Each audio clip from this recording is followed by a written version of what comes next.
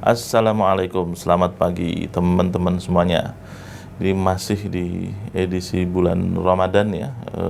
Kita berbagi lagi tentang pentingnya literasi finansial ya, atau financial literacy buat lawyers ya. Sebetulnya nggak hanya untuk corporate lawyers ya, untuk litigator juga, tapi lebih khusus lagi untuk corporate lawyer. Kenapa sih literasi keuangan atau kemampuan untuk memahami aspek-aspek keuangan dan finansial itu penting ya. Jadi di video ini saya akan sampaikan beberapa hal yang minimal harus dipahami, dimengerti dan dikuasai oleh seorang corporate lawyer. Yang pertama adalah kemampuan untuk secara umum mengetahui dan mampu membaca laporan keuangan.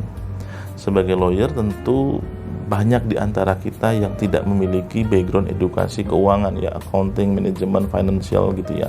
Itu sangat dipahami. Dan kita juga tidak dituntut untuk bisa membuat laporan keuangan, tapi kita harus bisa membaca. Jadi kalau melihat laporan keuangan, laporan keuangan aspeknya apa saja sih, apa yang perlu diperhatikan, apa bedanya audited dan non audited ya, apa bedanya in-house dengan audited. Kalau audited apa hal-hal yang harus diperhatikan. Jadi kita harus bisa membaca laporan keuangan. Nah, selanjutnya adalah di dalam laporan keuangan kita harus bisa mengetahui tentang ekuitas ya. Jadi kalau misalnya lawyer biasanya hanya melihat di anggaran dasar kan, berapa modal dasarnya, berapa modal ditempatkannya, berapa modal paid up-nya. Nah, tetapi kita tidak mengetahui sudah disetorkan belum itu modalnya. Nah, kita harus punya kemampuan untuk membaca dalam laporan keuangan. Apakah equity-nya, apakah ekuitasnya itu sudah benar-benar disetor apa tidak. Karena kalau ekuitas belum disetor, maka saham itu sebetulnya belum sempurna kan, walaupun sudah diterbitkan. Ada beberapa pihak yang secara hukum diperbolehkan untuk men-challenge validity atau issuance dari saham itu di sebuah company. Jadi kita harus bisa mengetahui apakah ekuitas dari suatu perusahaan sudah sempurna dan sudah disetorkan secara penuh. Poin selanjutnya adalah liabilitas ya, atau liability. Ya, jadi seorang corporate lawyer ketika melihat laporan keuangan, dia harus mengetahui ini, kewajiban perusahaan apa saja. Kewajiban ada apa aja sih? Bisa dari vendor, bisa kewajiban kepada pihak ketiga, bisa kewajiban kepada bank, bisa kewajiban kepada pihak terafiliasi. Nah, kewajiban-kewajiban ini walaupun mungkin kewajiban kepada pihak terafiliasi, dia tetap harus kewajiban, dia merupakan kewajiban.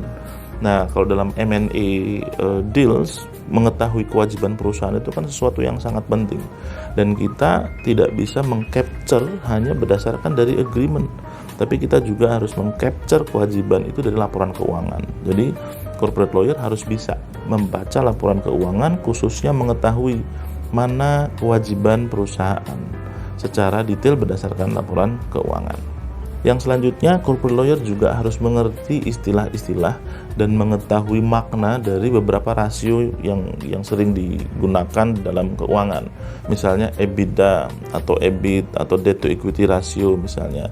Nah, instrumen-instrumen itu penting untuk kita ketahui. Kenapa? Karena nanti ada beberapa pekerjaan kita yang mewajibkan kita atau mengharuskan kita untuk menegosiasikan rasio-rasio ini, misalnya dalam M&A atau dalam financing atau dalam project development gitu ya.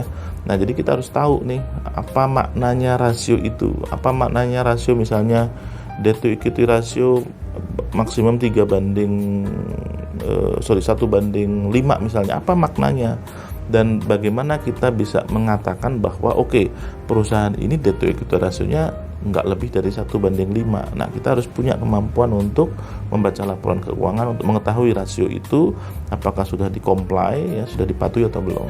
Nah, setelah saya sampaikan hal-hal apa saja yang minimal ya harus diketahui oleh corporate lawyer, nah sekarang saya sampaikan kenapa kok kita perlu ya, untuk apa, untuk keperluan apa pengetahuan kita tentang financial lawyer ya bagi corporate lawyer.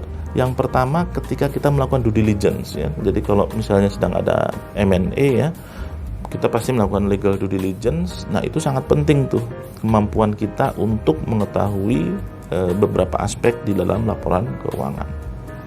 Keperluan selanjutnya adalah untuk ketika membuat struktur transaksi atau structuring ya.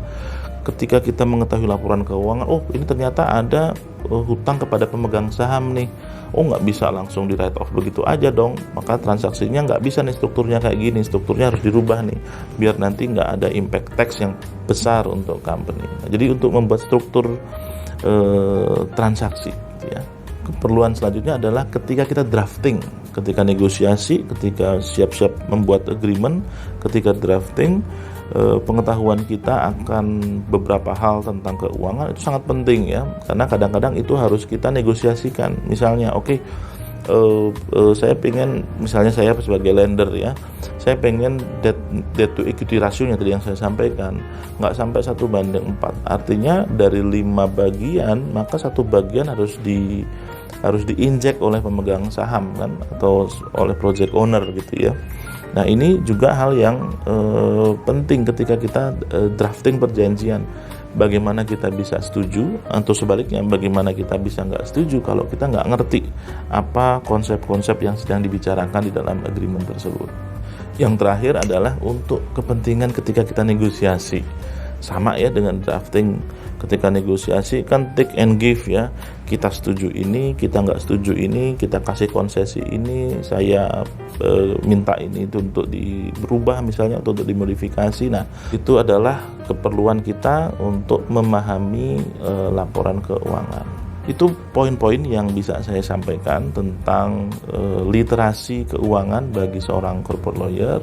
Mudah-mudahan bermanfaat dan bisa menjadikan tambahan semangat buat teman-teman, terutama teman-teman lawyer muda gitu ya, untuk kita belajar lagi, kita buka buku lagi, kita cari source lagi untuk bisa meningkatkan financial literacy bagi kita semuanya.